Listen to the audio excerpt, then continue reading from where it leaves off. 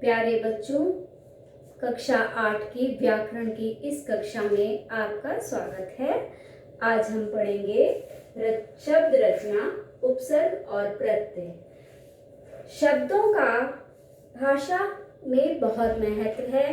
शब्द भाषा के प्राण होते हैं। शब्दों के बिना भाषा की कल्पना भी नहीं की जा सकती। उपयुक्त व सहज शब्दों के प्रयोग से भाषा सजीव व प्रभावी बनती है। भाषा में प्रभाव उत्पादकता लाने के लिए कभी कभी मूल शब्दों में कुछ शब्दांशों को जोड़कर नए शब्दों की रचना की जाती है।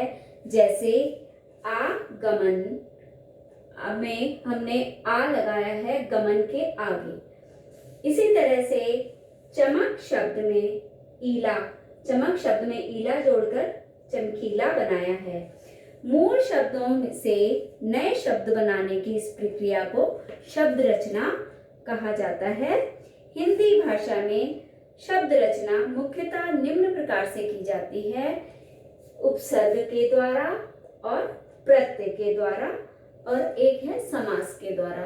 तो आज हम उपसर्ग और प्रत्यय पढ़ेंगे। दूसरे भाग में हम समास के बारे में पढ़ेंगे। उपसर्ग वे शब्दांश हैं जो शब्दों के आगे लगते हैं और उनमें उनका अर्थ निहित होता है। जब शब्दांश शब्दों के आगे लग जाते हैं तो शब्दों के अर्थ में परिवर्तन हो जाता है। जैसे गमन मतलब होता है जाना, और जब इसमें हमने आ जोड़ दिया तो इस आगमन हो गया। आगमन मतलब आना। जैसे यहाँ एक गद्यांश दिया गया है: शिष्य ने अपने गुरु को वचन दिया कि वे आजीवन उनके द्वारा बताए गए सुमार्ग का अनुसरण करेंगे तथा अधर्म, अनीति, अज्ञान और अन्याय के आचरण से दूर रहेंगे। गुरु ने उन्हें आशीर्वाद दिया कि प्रतिदिन तुम्हारा सुयश चौगुना होकर फैले। अब इस पद्यांश में जितने भी आपको कलर शब्द दिखाई दे रहे हैं, जैसे जीवन में आ लगा हुआ है, मार्ग में सु लगा हुआ है, धर्म में अ लगा हुआ है, नीति में भी अ लगा है, ज्ञान के साथ अ लगा है, न्याय के साथ अ लगा है, और यहाँ दिन के साथ प्रति, यश के साथ सु और गुना के साथ चौगुना चौ लगा है। इस तरह से ये जो रंगीन शब्द हैं, ये आपको समझाने के लिए बताया गया है कि ये जितने भी शब्दांश आपके शब्दों के आगे लगे हैं वे सभी उपसर्ग हैं। वे सभी उपसर्ग हैं। जैसे यहाँ पूरे दिए गए हैं: आजीवन, सुमार्ग, अधर्म, अनीति, अज्ञान, अन्याय, प्रतिदिन, सुयश, चौगुना। अब इसमें मूल शब्दों से पहले जुड़ने वाले इन्हीं शब्दांशों को हम उपसर्ग कहते हैं। उपसर्ग हमेशा मूल शब्द के आगे जुड़ा होता है और उसमें अपना अर्थ निहित होता है, उसमें अपना अर्थ छुपा होता है। अब यहाँ उपसर्ग की जो परिभाषा दी गई है वो इस प्रकार से है: जो शब्दांश मूल शब्दों से पहले लगकर उनके अर्थ में परिवर्तन लाते हैं या उन्हें प्रभावित करते हैं, वे उपसर्ग कहलाते हैं। उपसर्गों की क्या विशेषताएं हैं? उपसर्ग शब्दांश होते हैं। शब्दांश शब्दों के अंश होते हैं। इनका प्रयोग शब्दों के पहले ही होता है, शब्दांशों से आगे, शब्दों से आगे लगे होते हैं। उपसर्ग का अपना कोई स्वतंत्र अस्तित्व नहीं होता। मतलब उपसर्ग को हम अकेला खुद नहीं लिख सकते। जैसे आ लिख के छोड़ दें वो नहीं है, या अ लिख के छोड़ दें नहीं है, वो केवल शब्दांश ही रह जाएगा। इनके स्वतंत्र रूप से प्रयोग नहीं किया जा सकता है। उपसर्ग मूल शब्दों से पूर्व लगकर उनके अर्थ में परिवर्तन बता देता है। ये मैंने आपको पहले ही बताया है। अब हिंदी में प्रयुक्त उपसर्ग 5 प्रकार से हैं। जैसे संस्कृत के उपसर्ग हैं। उपसर्ग की भांति प्रयुक्त संस्कृत के अव्यय भी उपसर्ग के तरह प्रयोग किए जाते हैं। हिंदी के उपसर्ग, उर्दू और फारसी के उपसर्ग, और अंग्रेजी के उपसर्ग। इस तरीके से उपसर्ग हमारे 5 प्रकार के हैं। ये 5 प्रकार के उपसर्ग किस तरह से हैं, जैसे संस्कृत के उपसर्ग में आ आएगा, अति आएगा, अन आएगा, अनु आएगा। अब इन उपसर्गों से हम शब्द बनाएंगे। जैसे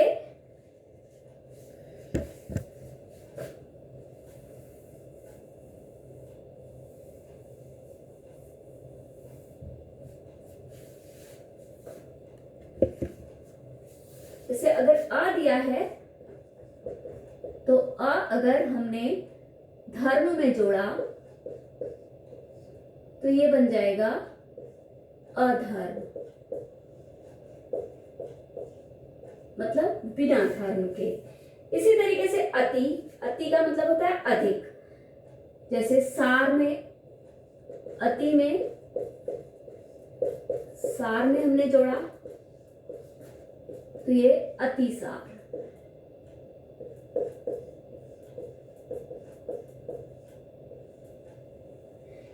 अन का मतलब है नहीं। जैसे अन और उचित, अन उचित, अनुचित। इस प्रकार देखो आप यहाँ बच्चों कि ये मूल शब्द हैं और इनके आगे हमने ये उपसर्ग जोड़े हैं जो हमारे शब्दों में परिवर्तन कर रहे हैं और नए शब्द बन रहे हैं। तो इनका प्रयोग हम इस संस्कृत के उपसर्गों का इस प्रकार से इसे बनाया जाता है कि मूल शब्द के आगे हम इन उपसर्गों को लगा देते हैं। इस तरीके से बहुत सारे उपसर्ग हैं जिन्हें आपको इसमें देखने में, पढ़ने में, समझ में आ जाएगा।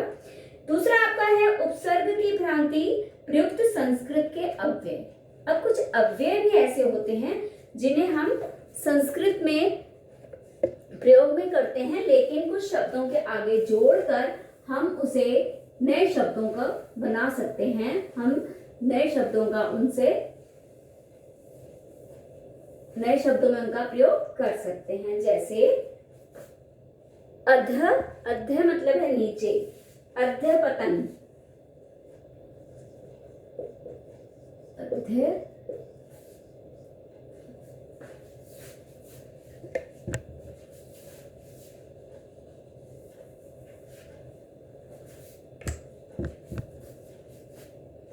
पतन। अब इसमें ये बना अध्य पतन। तो अध्याय इसमें क्या है, ये संस्कृत का अव्यय है जो हमने पतन शब्द में जोड़ के अध्याय पतन बना दिया। इस तरह से सह संस्कृत का अव्यय है, इसे चर में जोड़ दिया। अब क्या है, चर मतलब चलने वाला, सह मतलब साथ में। अब साथ में चलने वाले को क्या कहेंगे, सहचर। इस तरह से संस्कृत के अव्यय जो है उपसर्गों की भांति प्रयोग में लाए जाते हैं। तीसरे हैं हमारे हिंदी के उपसर्ग। हिंदी के उपसर्ग भी इसी तरीके से हैं जैसे संस्कृत के उपसर्ग हैं। कुछ संस्कृत और हिंदी के उपसर्ग एक ही तरह से होते हैं या एक ही होते हैं, पर जब हम प्रयोग में लाते हैं तो उनसे नए शब्द हम बना सकते हैं। जैसे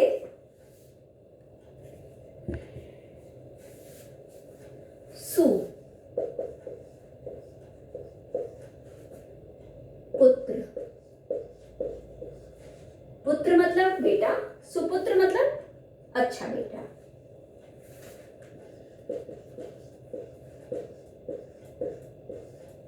जैसे चौक,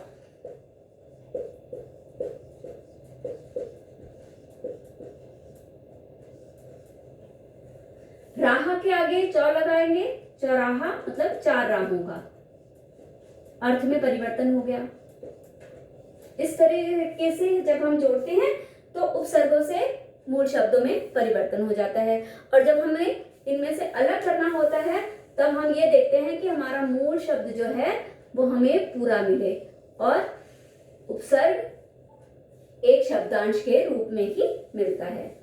उर्दू फारसी के उपसर्ग, ये आपका चौथा पॉइंट है इसमें।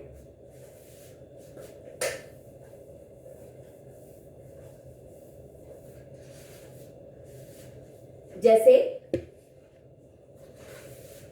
बद मतलब बुरा, अब इसके साथ जोड़ दिया नाम, बदनाम, बुरा नाम। नाम तो कोई भी हो सकता है पर बदनाम जो बुरा व्यक्ति है उसके लिए प्रयोग में आ जाएगा। जैसे गैर हाजिर,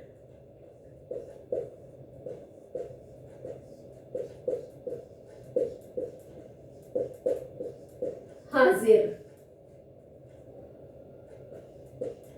गैर हाजिर।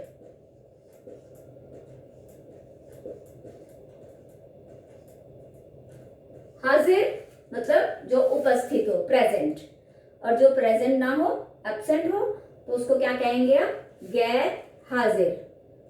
अब जब हम इसमें से मूल शब्द अलग करेंगे तो हाजिर मूल शब्द हो जाएगा और गैर जो हो जाएगा वो हमारा उपसर्ग कहलाएगा। इस तरीके से पांचवा जो है हमारा अंग्रेजी के उपसर्ग। अंग्रेजी के भी इसी तरीके से उपसर्ग हैं कि मूल शब्द के आगे कुछ शब्द जो अंग्रेजी के शब्दांश हैं वो लगेंगे, तो ये हमारा अंग्रेजी के शब्द उपसर्गों से नए शब्दों को हम बना सकेंगे, नए शब्द हमें मिलते हैं। जैसे सब, इंस्पेक्टर,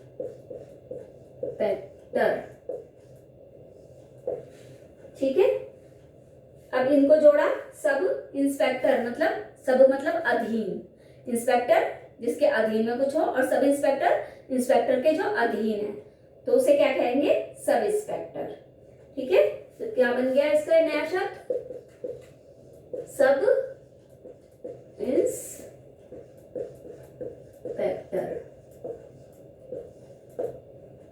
इसी तरह से जनरल,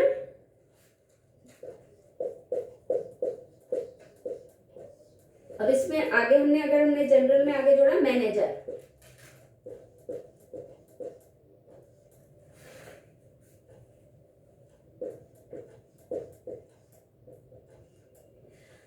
जनरल मतलब होता है प्रधान, हेड। मैनेजर तो कोई भी हो सकता है पर जो प्रधान है, हेड है, उसे हम कहेंगे जनरल मैनेजर। तो ये एक नया शब्द बन गया इनसे।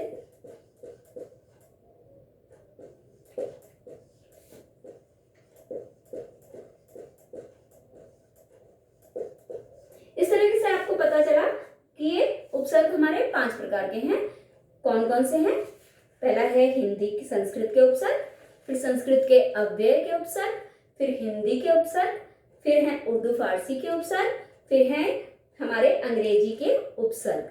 उपसर्ग में सबसे महत्वपूर्ण बात यह है कि उपसर्ग हमारे शब्दांश होते हैं और वो शब्दों से पहले लगते हैं। शब्दांश जो शब्दों से पूर्व लगकर शब्दों के अर्थ में परिवर्तन ला देते हैं, मूल शब्दों के अर्थ में परिवर्तन ला देते हैं, वे उपसर्ग कहलाते हैं। और जब हम मूल शब्दों से उपसर्ग को अलग करेंगे जब हम, तो मूल शब्द हमें संपूर्ण मिलना चाहिए और उपसर्ग हमें शब्दांश के रूप में मिलता है। इस बात का आप इसमें ध्यान रखेंगे, ठीक है। अब देखिए इसके बाद हमारा है प्रत्यय। प्रत्यय हमने आपको पहले ही भी बताया था, वे शब्दांश, वो भी एक तरीके से नए शब्द बनाने की प्रक्रिया है, पर प्रत्यय में उपसर्ग नहीं हो, प्रत्यय में शब्दांश शब्दों के, मूल शब्दों के पीछे लगे होते हैं। जैसे यहां आपका एक गद्यांश दिया गया है, इसमें पढ़ती हूं। जिस देश के नागरिक बुद्धिमान, चरित्रवान व शक्तिमान हो, उस देश की गरिमा को कौन धूमिल कर सकता है। नैतिक और सामाजिक उन्नति के लिए देशवासियों में मानवीय गुणों की उपस्थिति मूलभूत आवश्यक है। बचपन से ही इन गुणों को विकसित करने का प्रयास करना चाहिए। अब इस गद्यांश में कुछ रंगीन शब्द हैं जिनमें मूल शब्दों की तरह पहले हमने पढ़ा था उपसर्ग अलग होंगे और प्रत्यय होंगे अलग होंगे।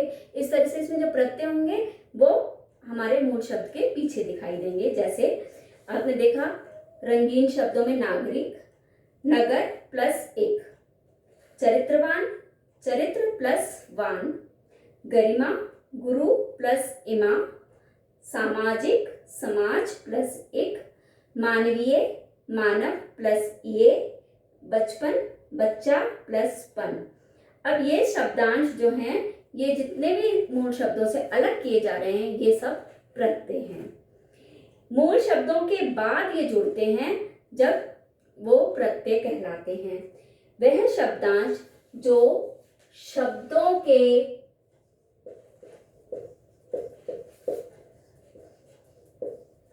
अंत में जुड़े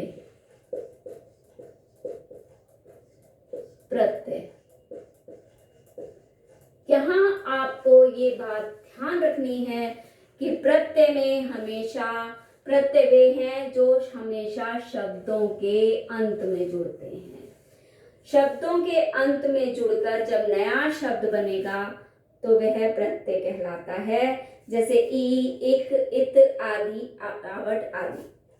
प्रत्ययों की मूलतः विशेषताएं कुछ और भी हैं कि प्रत्यय जो है शब्दों के एक तो अंत में लगते हैं, दूसरा वे शब्दांश होते हैं इसलिए इनका प्रयोग स्वतंत्र रूप से नहीं किया जा सकता, दूसरा प्रत्यय शब्द के अंत में जुड़कर उनके अर्थ में परिवर्तन कर देते हैं। प्रत्यय के दो भेद भी हैं, पहला कृत प्रत्यय, दूसरा तद्धित प्रत्यय। अब कृत प्रत्यय क्या है? वे प्रत्यय जो धातुओं के अंत में जुड़कर नए शब्दों का निर्माण करते हैं, कृत प्रत्यय करते हैं। अब आपको पता होगा धातुएं क्या है? धातु आप संस्कृत में पढ़ते आ रहे हैं ना, संस्कृत जैसे जितनी भी क्रियाएं हैं उन्हें हम धातु कहते हैं। जैसे लिख में आई लगा दिया, लिखाई, आवट लगा दिया, लिखावट। ठीक है, तो ये क्या होंगे हमारे कृत प्रत्यय। कृत प्रत्यय क्या है हमारे?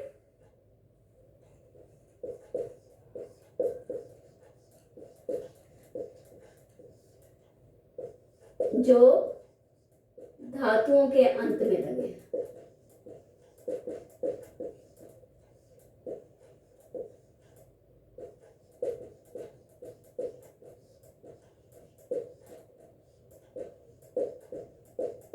जैसे लिख,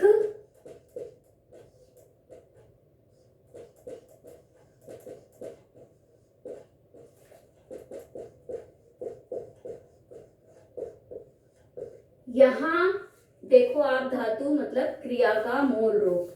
क्रिया के मूल रूप में जब हम प्रत्ययों को जोड़ते हैं तो वह कृत प्रत्यय कहलाते हैं जो हमारे क्रिया के मूल शब्द में लगते हैं। जैसे आप देखिए कृत प्रत्यय 5 प्रकार के यहाँ बताए गए हैं। कृतवाचक कृत प्रत्यय, कर्मवाचक कृत प्रत्यय, करणवाचक कृत प्रत्यय, भाववाचक कृत प्रत्यय और क्रियावाचक कृत प्रत्यय। कृतवाचक कृत संज्ञा बनाने वाले कृत प्रत्यय कृतवाचक कहलाते हैं, जिनसे हम संज्ञा बनाते हैं वो कृतवाचक। जैसे पाठ में अक लगा दिया पाठक, तो ये संज्ञा शब्द बन गया। अकड़, भुलक्कड़, भूलने वाला, ये भी संज्ञा शब्द बन गया। तो ये कृतवाचक कृत प्रत्यय हमारे लिए क्या बनाएगा? संज्ञा शब्दों की उत्पत्ति करेगा। इसी तरीके से कर्मवाचक शब्द बनाने वाले कृत प्रत्यय हैं। जैसे खेल में औना, खिलौना, नी में ओढ़नी, ओढ़ लगाया ओढ़नी। ऐसे कर्णवाचक घेर, घेरा। कर्णवाचक संज्ञा शब्द बना, इनसे हम संज्ञा शब्द बनाएंगे, कर्णवाचक या कर्मवाचक या कृतवाचक। ठीक है, इसके बाद भाववाचक, जैसे पढ़ना, पढ़ाई, लिखाई, और जैसे आवट, लिखावट, सजावट। क्रियावाचक शब्द बनाने के लिए कृत प्रत्यय, जैसे लिखना, लिखाई, लिखावट, ठीक है। और जैसे कर, आकर, जाकर, तो ऐसे क्रिया शब्दों में भी जोड़ेंगे। तो कुछ कृत प्रत्ययों से क्रिया शब्द बनेंगे, कुछ कृत प्रत्ययों से हमारे संज्ञा शब्द बनेंगे, जो हमारे कृतवाचक होंगे, कर्मवाचक होंगे या करणवाचक होंगे, या हमारे भाववाचक होंगे, या क्रियावाचक शब्द भी इनसे बनेंगे। अब आपका है तदित प्रत्यय। तदित प्रत्यय वे प्रत्यय जो संज्ञा, सर्वनाम, विशेषण, अव्यय आदि में जुड़कर नए शब्दों की रचना करते हैं। मतलब वे प्रत्यय जो संज्ञा शब्दों के पीछे जोड़े जाएं, सर्वनाम शब्दों के पीछे जोड़े जाएं, विशेषण शब्दों के पीछे जोड़े जाएं, तो या अव्यय शब्दों के पीछे जोड़े जाएं, तो वे क्या कहलाएंगे? आपके तदित प्रत्यय। वो आपके क्या कहलाएंगे? तदित प्रत्यय। पहले हमने पढ़ा था कृत प्रत्यय, अब हम ये पढ़ेंगे तदित प्रत्यय। तो ये प्रत्यय जो हैं 8 प्रकार के हैं। इनसे भाववाचक तदित प्रत्यय, भाववाचक शब्द भी बनेंगे।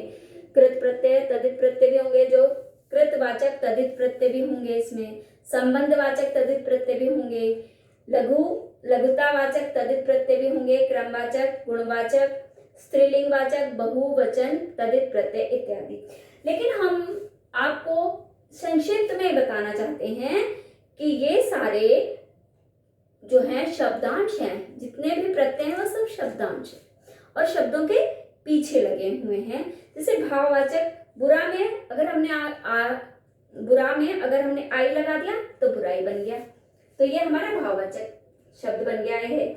ऐसे ही अगर हमने सुख में ई लगा दिया तो सुखी बन गया, तो ये कृतवाचक बन गया, ये व्यक्ति के लिए आ गया।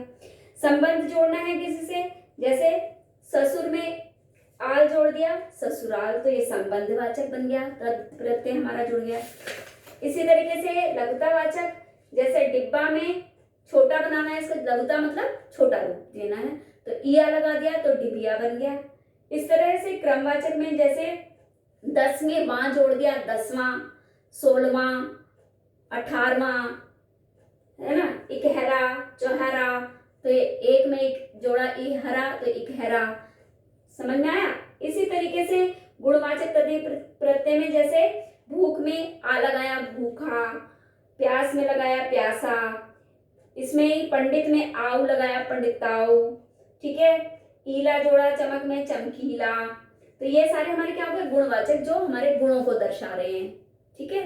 इस तरीके से स्त्रीलिंग वाचक में अगर प्रत्यय होते हैं, पुल्लिंग से स्त्रीलिंग शब्द बनाने के लिए जो प्रत्यय प्रयोग किए जा सकते हैं, जैसे लड़के में ई जोड़ा, लड़की बन गया। जैसे धोबी में इन जोड़ा, धोबी में इन जोड़ा, धोबिन। इस तरीके से आगे देखिए बहुवचन बनाने के लिए, जैसे लड़का ए जोड़ दिया, लड़का में ए, तो क्या बन गया? लड़के। तो ये एक वचन से बहुवचन बनाने के लिए, पुल्लिंग से स्त्रीलिंग बनाने के लिए, ठीक है, गुणवाचक गुण दर्शाने के लिए, शब्दों के गुण दर्शाने के लिए, या क्रम दर्शाने के लिए, या उनको छोटा बताने के लिए, इस तरीके से हम इन प्रत्ययों का प्रयोग करते हैं। ये प्रत्यय भी उपसर्ग की भांति शब्दांश होते हैं, लेकिन ये शब्दों के अंत में जुड़ते हैं और उनके शब्दों के अर्थ में परिवर्तन ले आते हैं। जब हम किसी शब्द में से, मूल शब्द में से प्रत्यय को अलग करेंगे तो मूल शब्द हमारा पूरा आएगा और प्रत्यय हमारा एक शब्दांश के रूप में आएगा, तो वह क्या कहलाएगा? हमारा शब्द प्रत्यय कहलाएगा। इस तरीके से उर्दू के प्रत्यय और अलग अलग उपसर्ग प्रत्यय इसमें दिए गए हैं, तो आप इनको थोड़ा अच्छे से पढ़ेंगे।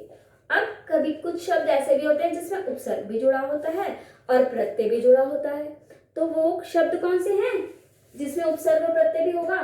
तो आप उसको ध्यान रखेंगे कि कहाँ उपसर्ग है, कहाँ प्रत्यय। शब्दांश जब शब्द के आरंभ में लगा होगा तो वह उपसर्ग है, और जब शब्दांश शब्द के अंत में लगा होगा तो वह प्रत्यय है। जैसे उप हमारा एक उपसर्ग है, अब ये कार में लगा है तो ये बना उपकार। अगर हमने ई भी लगा दिया इसमें तो ये बन गया उपकारी, उपकार करने वाला। तो इसमें उपसर्ग भी है और प्रत्यय भी है, तो इनका एक साथ भी प्रयोग शब्दों में हो जाता है। जैसे स प्लस अर्थ प्लस क मतलब सार्थक, अर्थ के सहित। अर्थ में अगर हमने सा आगे लगाया तो सार्थ और का पीछे लगा दिया तो सार्थक। समझ में आया? बद नसीब ई, बद नसीबी, तो ये हमारा एक नया शब्द बन गया जिसमें उपसर्ग और प्रत्यय दोनों हैं। यहाँ कुछ बिंदु दिए गए हैं, कुछ जानकारी के तथ्य दिए गए हैं जिन्हें मैं आपको बता रही हूँ। उपसर्ग वे शब्दांश हैं जो किसी शब्द के आरंभ में जुड़कर नया शब्द बनाते हैं। बार बार मैं ये रिपीट कर रही हूँ, उपसर्ग वे शब्दांश हैं जो मूल शब्द के आरंभ में लगकर नया शब्द का निर्माण करते हैं, और प्रत्यय वे शब्दांश हैं जो मूल शब्द के अंत में लगकर नया शब्द बनाएं। ठीक है, इनमें दोनों में ये ध्यान रखना है कि उपसर्ग हमेशा मूल शब्द के आगे लगेगा और प्रत्यय हमेशा मूल शब्द के पीछे लगेगा। ठीक है, धातुओं के अंत में नया शब्द लगने वाला धातुओं के अंत में प्रत्यय लगाकर नया शब्द बनाएंगे तो वो प्रत्ययकृत प्रत्यय कहलाएंगे। संज्ञा, सर्वनाम, विशेषण, अव्यय आदि के अंत में जुड़कर नए शब्द बनाने वाले प्रत्यय तद्धित प्रत्यय कहलाएंगे। आज हम अपना पाठ यहीं समाप्त करते हैं।